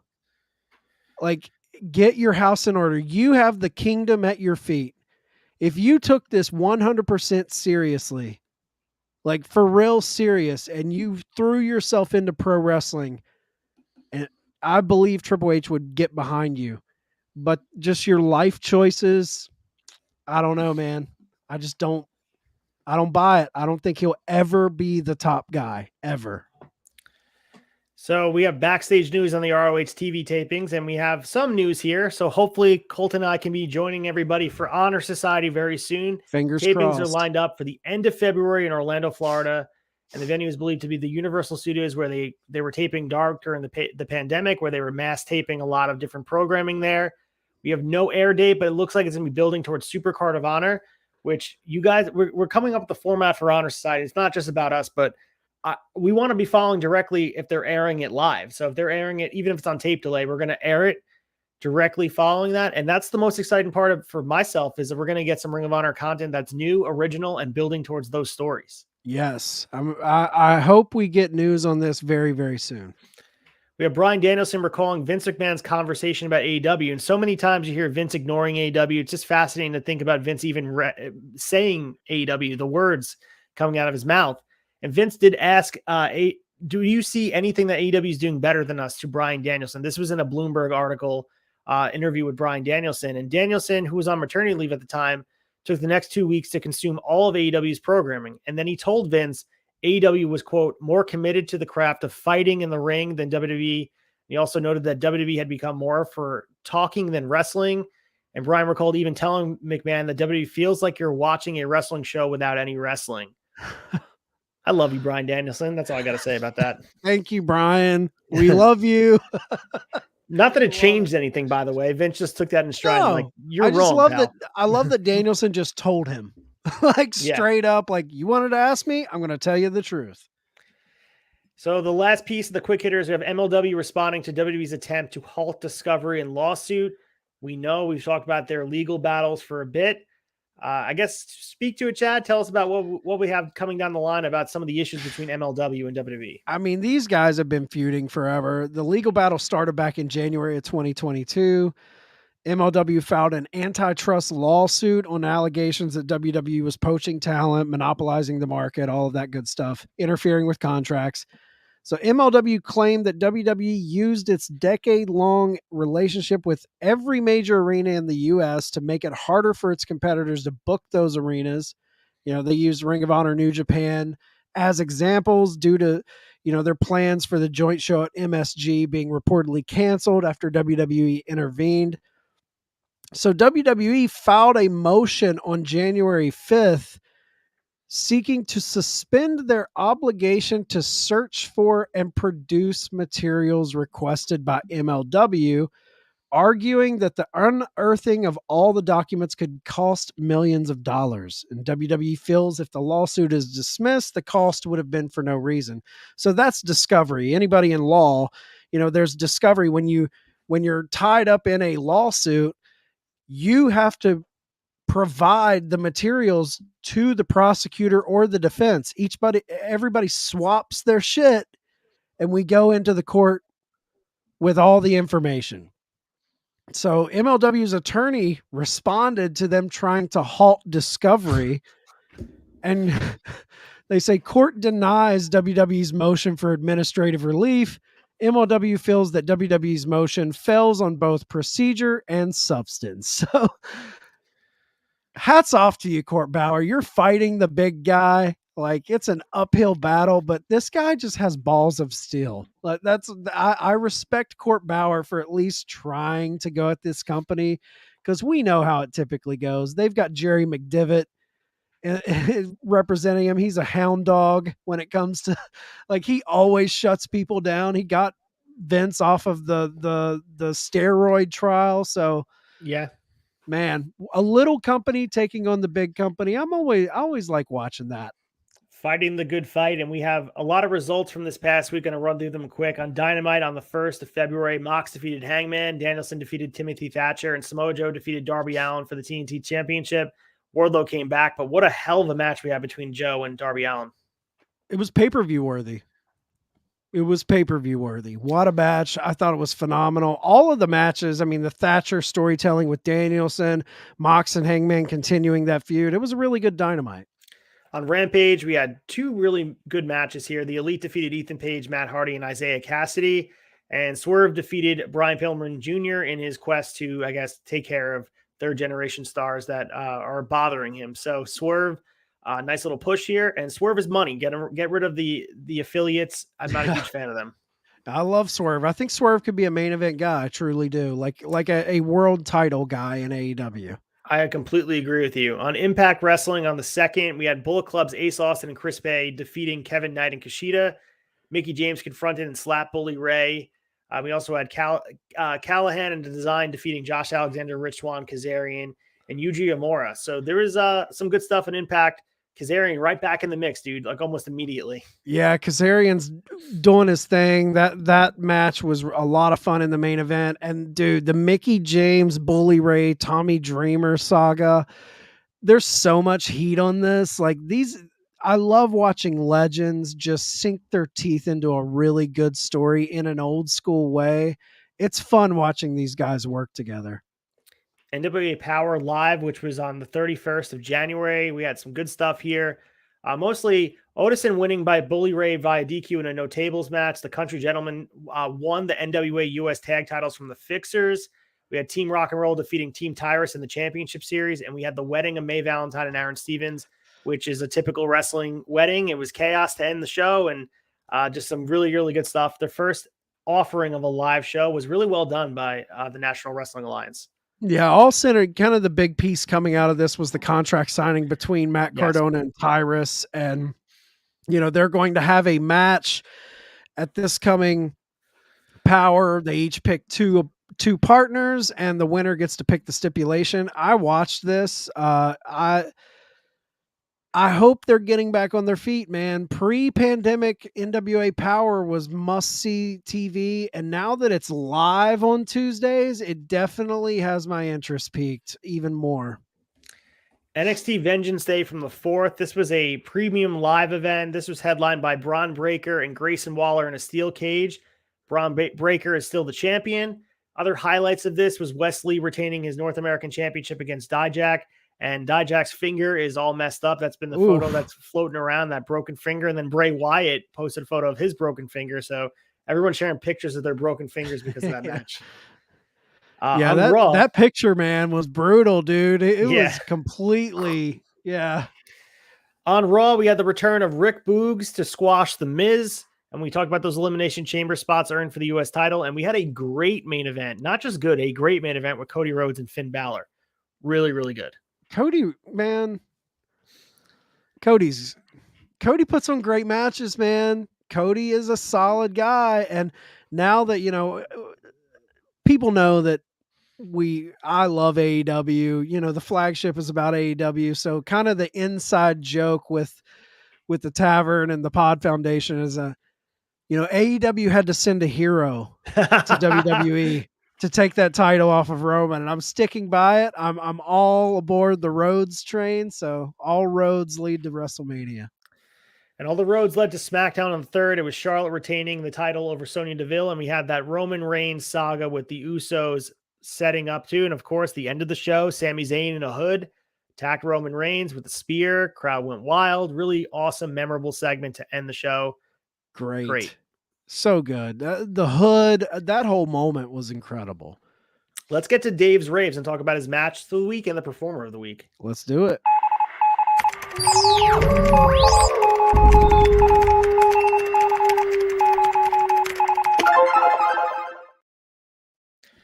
All right, Uncle Dave, we got our match of the week. Again, was from CMLL. Dragon Rojo Jr. versus Templario versus Cavernario versus Fugas versus Atlantis Jr. versus Stuka Jr. versus Sombrero Jr. versus Penteria Del Ring Jr. versus Mystico versus Gran Guerrero Reyes Del Aire, which is January 27th, Mexico City, 4.5 stars. He really was complimentary of this match for a lot of reasons and was comparing CMLL and AAA, where he was talking about the difference in styles, where in AAA, guys are really focused on just doing the high flying moves, while in CMLL, their guys are all about creating new moves, especially when they come to the US for PWG or GCW and doing things they've never done before. Second style translates across different promotions. That for the length of time, the lucha style has a place on every card, mind that people need to open their eyes to. The other thing he talked about was the heat in this match. And he was talking about in Arena Mexico, a lot of the heat that went on with the fans in the Arena Mexico at all times. But he said, as much as the men's Royal Rumble had great heat, this blew away from spectacular stuff and for heat, which, again, if you haven't checked this match out, time and place, the arena takes place, context is everything. So he talks about performing to their crowd and getting them to react. There's no place like Arena Mexico as far as getting people to raise their limits and react. That's, the main thing that he pulled away from this. Well, last week we talked about, his match of the week last week was AAA, right? Or CMLL? CMLL last week as well.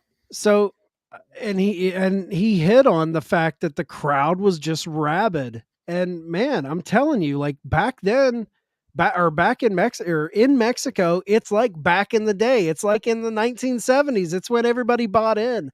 Those crowds are different. And I think a lot of, the Fed brain people will hear that. There's no way they had more than the Rumble. Dude, you're sleeping on those Mexico crowds, man. Those people love their pro wrestling. And honestly, the crowds are so hot down there.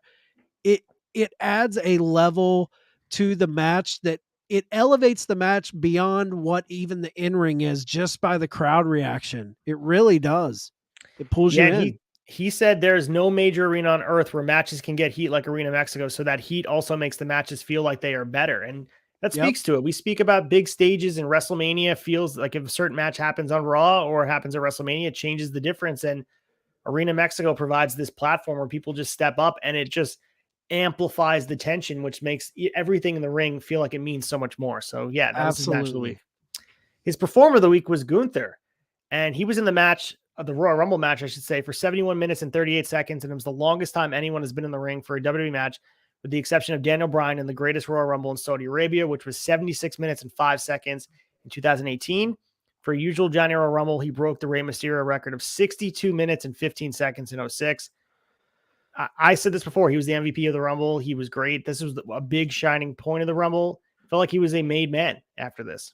Yeah, Gunther crushed it. He was my favorite moment of the Rumble.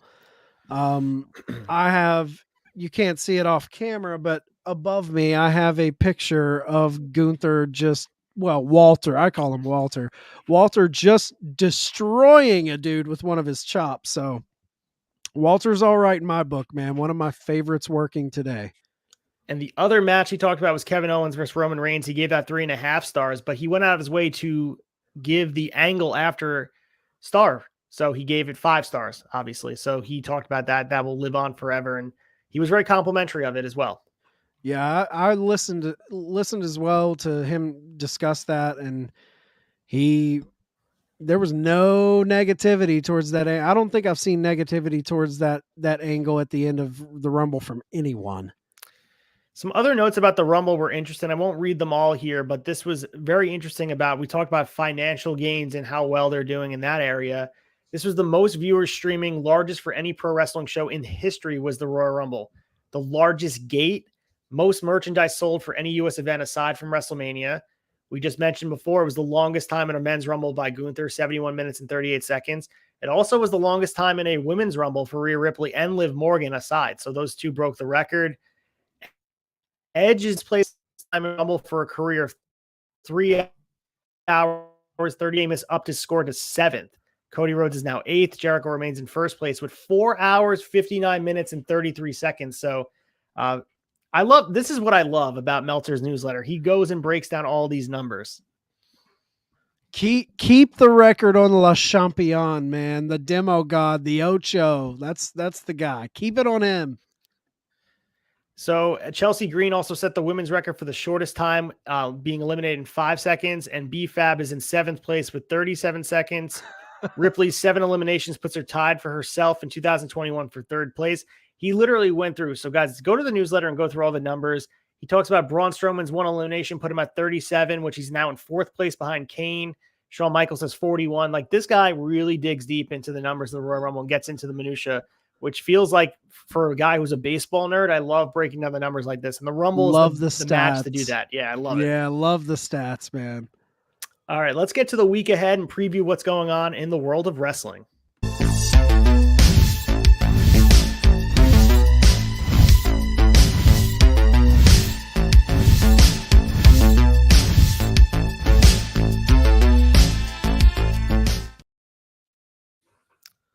We got some good stuff for us, but of course, we're always going to start with Dynamite on February 8th.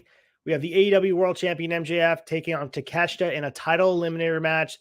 We got the Women's Champion Jamie Hayter taking on the Bunny in a title eliminator match. We got the Trios Champions, the Elite, defending against AR Fox and Top Flight. The Tag Team Championship on the line, the Acclaimed against the Guns. Bryan Danielson versus Roosh. And we got the Garcia-Guevara Gauntlet match. Ricky Starks versus Angelo Parker. Ricky Starks versus Matt Menard. Ricky Starks versus Daniel Garcia. Or Sammy Guevara. Dude, Dynamite is absolutely stacked. Dude, I feel like it's every week. They pull these like there's no holding back, man. I love the way they book their Wednesdays. They're not waiting for a pay-per-view. They're giving you great matches Wednesday after Wednesday. On Raw tonight, which is about 45 minutes in right now, we have the steel cage match between Becky and Bayley that was supposed to happen on the Raw 30 anniversary. We got the Women's Elimination Chamber qualifying match, Mishin versus Piper Niven versus Candice LeRae versus Carmella. And of course, those two Elimination Chamber qualifying match for the U.S. Championship Elimination Chamber. Easy for me to say, pal. Montez Ford versus Elias and Damian Priest versus Angelo Dawkins. So some good stuff on Raw tonight. Announcing matches. That's not something they typically do. Yeah, I mean, I feel like that's one of those little Triple H things. You know, what has Triple H really done since he took over? Well, that's one of those things, you know. On the go-home show for NWA Nuff Said, NWA Power on the 7th, which is tomorrow.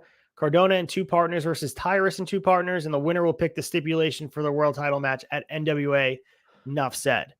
So yeah, just an update real quick back on the Raw. Damian Priest did beat Angelo Dawkins. So there we go. A live update for you guys. Former U.S. champion looking to get his title back, which I don't think will happen, but I think he's the right choice over Angelo Dawkins.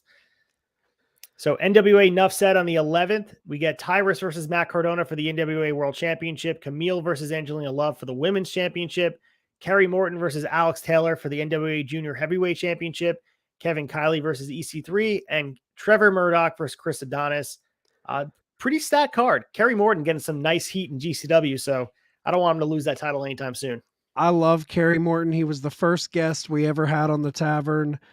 Third generation wrestler, I believe. Ricky Morton's son, such lineage. And Angelina Love, man, love it. I love Angelina Love. TNA, man, gotta show her some love there. NWA, man, give it a shot. Give it a shot. If you want something different, and it's just a nice little hour on your Tuesday, it's different, man. It's kind of it takes you down memory lane. If you're like me and you remember those early studio wrestling days, give it a shot. We also have NXT on Tuesday, the Vengeance Day Fallout. No matches announced, but I'm sure they'll be setting up the programs for the next takeover. Impact on the 10th, Tommy Dreamer and Mickey James taking on Bully Ray's The Good Hands. That's the only thing announced thus far. That'll be on the 10th coming up. And finally, SmackDown on the 10th on Friday. We get the Tag Team Championship, the Usos versus Braun Strowman and Ricochet. Intercontinental Championship number one contenders match. Rey Mysterio versus Madcap Moss versus Karrion Kross versus Santos Escobar. I'm circling this Tag Team Championship. This is a key component of this Bloodline storyline. Is Jay showing up for this match? Huge. That when I see that match, I see a big story angle. I don't even see the match. God help us if they give the straps to Braun and Ricochet. Like, is there, do we live in a world where they're like, okay, we need to get these belts off of them so we can focus on other things. The belts are muddying it up. Is there any world we live in where that could happen? No, not. I think if it was Imperium, if they would have went over last week, there was a shot because Imperium is, to me, the more story tag team. You can team them back with Gunther and have them with the titles. But I don't think right now either one of those teams are ready to receive that rub that beating the Usos would get. I'm still sticking with the Usos retain, even if Jimmy has to do it by himself. I'm with you. I wouldn't be shocked if Solo had to stand in for him Freebird rule. Yeah, I could totally see that because they already set the precedent that Sammy could do it as well and help defend the championship. So that may progress the story, but I do think we're going to see Jay in some capacity, whether he's there wrestling or not. I wouldn't be opposed to them letting Jay sit on the shelf till Elimination Chamber. Like have him come out in a big way, like like they can't find him. He's nowhere to be found. That could be fun, but I'm with you, Ace. This tag team championship, man. This is a big match beyond the title. This is a big key point in this bloodline angle. Yeah, this is a record-setting reign that the Usos are on too. It's on not on the same level as Roman's world title reign, but this tag team championship reign, and you don't want to just give it to a team like Ricochet and Braun. So if it was another team, I mean, maybe they would have had a conversation about potentially putting the championships on them. But Right. I just don't think they're going that way. I still believe, to go back to the full circle of the first, I think it's still going to be Jay and Jimmy versus Kevin Owens and Sami at WrestleMania. How they get there, confusing as hell, but I think that's the destination. The road, who knows? I'm throwing brother versus brother as my angle. It'll be fun to track this though. You're going the tag titles on the line. I'm going brother versus brother. Let's see who's right and who's wrong. Well, that's all we got for you guys here. Chad, let's wrap us up. Let's do some shilling for everybody for the rest of the week. Of course, we set the tone for everything that goes on for the tavern. We are the first show of the week, technically. I mean, the debate is as well, but we are the live shows with more information about what's actually going on for the rest of the week. Yeah, we got a ton of stuff on doc. I mean, the boys in the long balls are previewing the Super Bowl. If you wrestling fans also watch football, it's our lone show. I think they're about to go into hiatus for like months and months until the next NFL season kicks off. So if you're into that sort of thing, there's that. We also have Fig Night returning Tuesday, 7 p.m. The wrap-up's always there. AEW wrap-up's always there immediately after all Elite Wrestling goes off air on Wednesday nights. The flagship, our AEW breakdown, dropping on Apple and Spotify Thursday morning. Raw Down. Raw Down's very interesting because they're getting deep into this bloodline stuff. So if you guys like the Raw Down, it's Thursdays at 8 p.m. on our YouTube, or you can catch it Friday mornings on Apple and Spotify. And Shot of Nostalgia. If you guys aren't watching season 3 of Shot of Nostalgia, jump on board now. It's only the second episode this week. They're breaking down WWE or WWF. Excuse me, I misspoke. WWF 1998, one of the best years in pro wrestling. It's a lot of fun. Absolutely. I appreciate that. And make sure you guys check it out. Audio form, video form. Just consume the tavern any way you can. We're all over the place. Give us some love on, the reviews, and give us a like on Instagram. Chad, you've been crushing on the Turnbuckle Tavern Instagram with the reels and stuff. The followers have been increasing. Let's get it up to 3,000 by WrestleMania season. Let's go, guys. Yeah, man. I appreciate everyone, all the new followers. I actually get a kick out of making those reels and finding deep cuts and finding things that I've enjoyed in the past. And, I see Ace, you're crushing it on your reels. I see J-Bone crushing it on reels. Like, I'm new to this Instagram game, man. Like, we're trying some new stuff. We're seeing some growth. I hope you guys enjoy the stuff we're giving you guys. You can find theturnbuckletavern.com if you want to follow us on IG or any of that stuff. And all of the guys in the tavern, give them follows on their personal accounts. Everybody's got accounts there. If you scroll through our stuff, you'll find everybody. Everybody's there. Click on the tagged people. They're there. Give us a follow. We appreciate any support you guys give us. And until next week, guys, we'll be back Monday night with Wrestling Tonight. We appreciate the support. Keep it snug and stiff. And what do you usually say, Chad? See you guys next week. Reach for the sky, boy.